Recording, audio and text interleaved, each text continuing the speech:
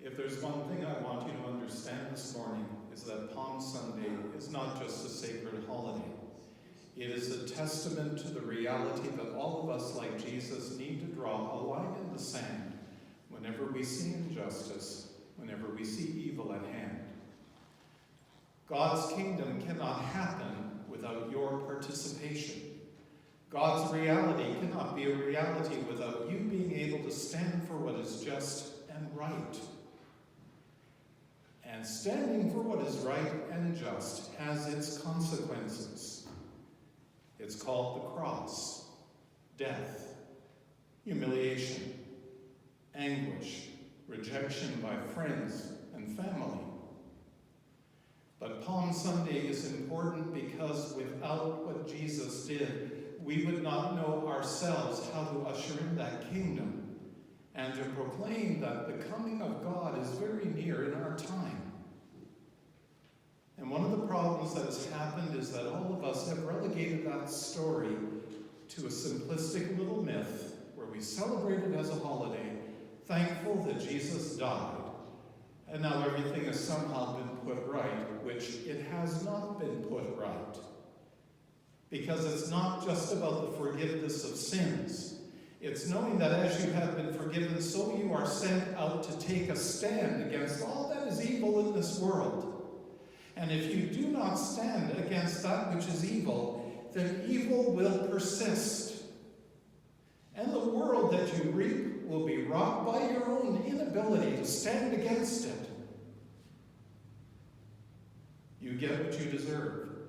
I get what I deserve if I do not stand against that which is evil. In Isaiah, we are told, and this is part of the suffering servant's story from Isaiah 40 to about Isaiah 55, in which the great wise teacher reaches out to his people, and he tries to tell them what they need to hear, but they cannot hear. They've shut their ears, they've closed their eyes, and they have decided to persecute the one who brings the message about how they need to take responsibility against the forces of evil in this world. In Philippians, Paul passionately writes that their mind must be like that of Christ, who did not count equality with God as something to be grasped. We don't have to be God. Nobody asked you to be perfect, but you have to be a servant who serves the world in its broken humanity, and you must use your humanity, even if it means to death. Because like Jesus, you too will be raised and made Lord of all creation. Because you have kept the faith. You have stood for what is right as a servant, not as a master. And in Luke, you know the story. Jesus desires to imitate Zechariah chapter 9. And he marches through the east side of Jerusalem, its eastern gate. And on the opposite side, Pilate is coming in at the same time because you see it's the festival of the Passover. And Pilate has to be present to make sure that there is order. Jerusalem, which normally would house about 20,000 people, would be flooded by 500,000. They would be hustling and bustling, and there'd be all kinds of prophets and wild freaks which Rome wanted to keep under control. And here comes one of those freaks, Jesus, another prophet, demonstrating his power, making his way to the temple, riding on the foal of an ass. I want you to learn three things today. When drawing a line in the sand, you must have the willingness to confront power with truth. We are facing a global climatic change on this planet, and I want you to know that the climate has always changed, always.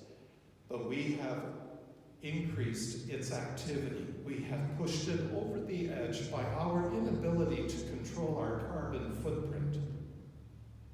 Now you can sit here and say, that's not my fault. You can say it's not your responsibility. But something has to be done to deal with the climatic change of this planet, to slow down its impact. We can't change it, but we can slow its effects. And we have to take responsibility. Every person needs to take responsibility. Because this is where we live. This is our planet. We only have one Earth that we can live on.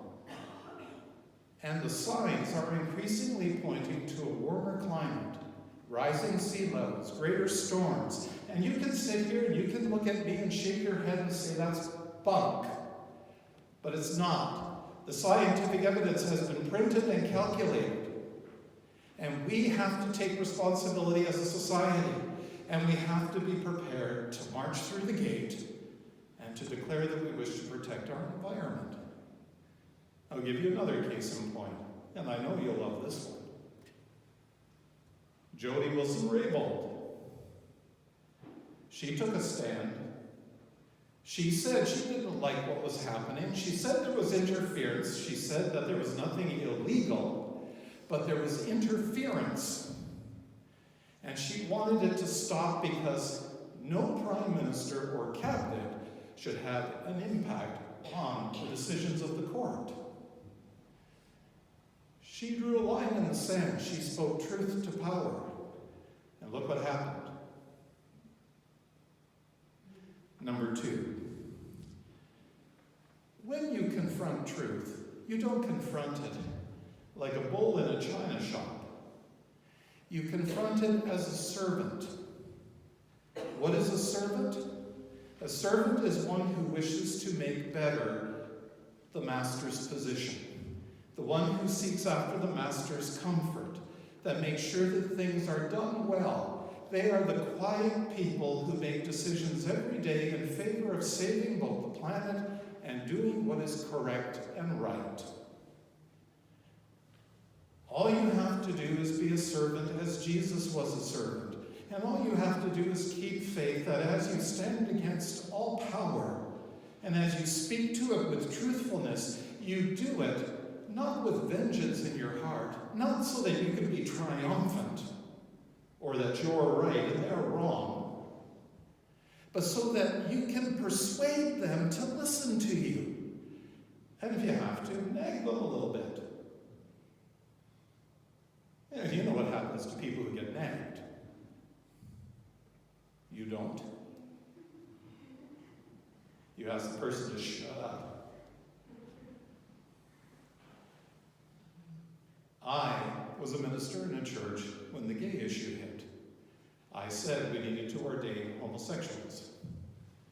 I stood for it. I paid the price. I got removed by a congregation. I remember the fights. I remember how congregations can be really mean to an ordained minister. You don't know how mean it can really be. You want to talk about your politicians and what they face. We ministers get it all the time. All because I believed in something that was right. I didn't push it. I taught it. I defended the biblical argument. But I learned a lesson. I nagged too much. And I paid the price. And a servant can nag the master. The servant can demand from the master to wake up. But at the end of the day, you have no control over your master. You just hope they'll listen. And finally, like Jesus, you have to pick a hill to die on. Now, I picked my hill on a long time ago. I did it. I don't have any other hills to pick on. At least not now. I don't know any other issues that I need to stand for. But the one I did in the church was enough. It took a lot of energy out of me. It drained me to the point I almost died, literally. I suffered a great deal of humiliation. But history proved me right. That's my satisfaction. But my greater satisfaction is God did not abandon me. God stood with me. And today, I am stronger than I have ever been. But that's the hill I chose to die on. And maybe there will be another one. But I ask all of you, you don't have to pick every issue. You don't have to fight every evil. But pick the one you know you're right to challenge. Don't cast your pearls out onto the waters. Focus on what's most important and fight for it. Fight with every determination you have. Ride the donkey through the gates of Jerusalem, along with Jesus. And there will be a crowd that will cheer you. But when the thing comes unglued and becomes such a hard road to travel, they will also shrink. They won't be there to stand beside you anymore. Be prepared to be alone. But if you pick the right hill to die on, you will have done exactly what Jesus taught us. To redeem the world, to save it from its madness, one person, one issue at a time.